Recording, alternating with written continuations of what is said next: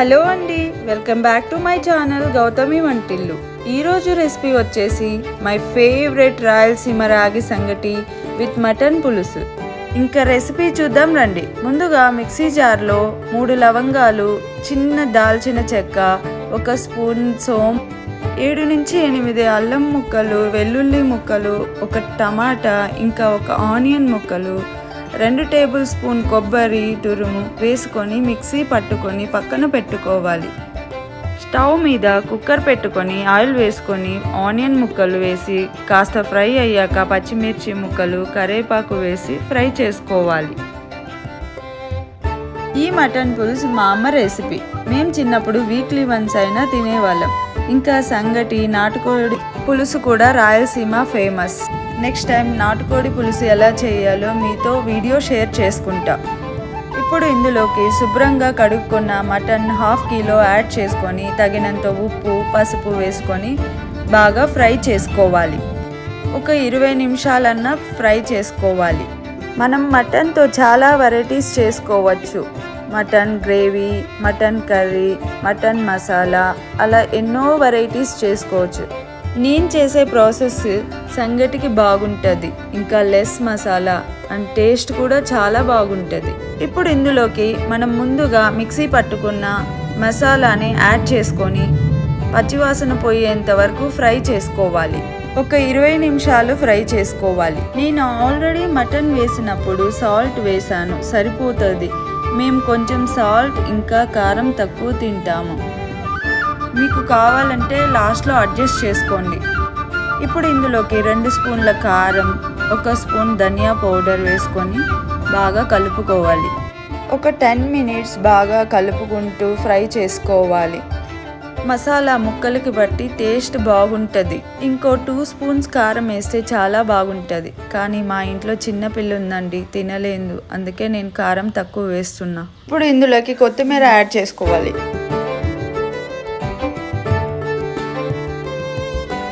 ముక్కలు మునిగేంత వరకు 1 గ్లాస్ వాటర్ వేసుకొని బాగా కలిపి కుక్కర్ మూత పెట్టి ఒక 8 నుంచి 9 విజిల్స్ వచ్చేంత వరకు ఉడకపెట్టుకోవాలి.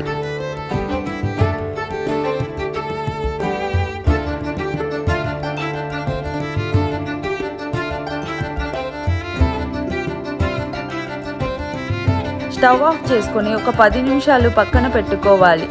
ఇప్పుడు మూత ఓపెన్ చేసి అందులోకి కొత్తిమీర వేసి కలుపుకోవాలి.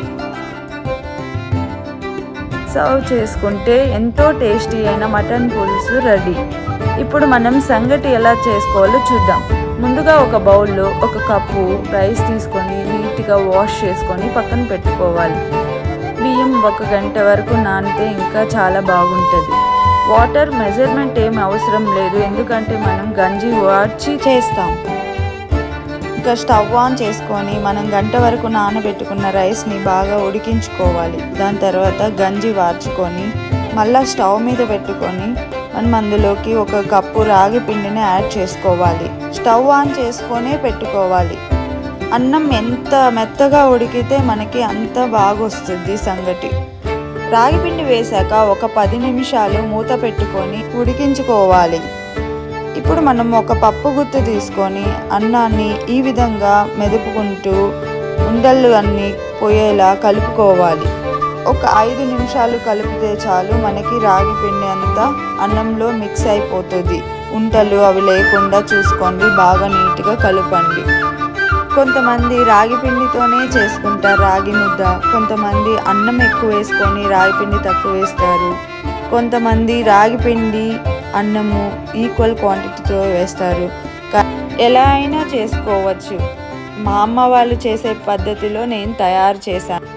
మూత పెట్టి ఒక 2 నిమిషాలు పక్కన పెట్టుకోవాలి. ఇప్పుడు రాగి ముద్దని తయారు చేసుకునేకి ఇలాంటి ఒక బౌల్ తీసుకోవాలి. అందులో కొంచెం వేసుకొని స్క్రీన్ మీద చూపిస్తున్నట్టు ఇలా చేత్తోనే సర్కిల్గా చేసుకోవాలి. చెయ్యి కాలుతుంది అన్నప్పుడు కొద్దిగా వాటర్ని తడుపుకుంటూ చేసుకుంటే ఈజీగా రాగి ముద్దని తయారు చేసుకోవచ్చు.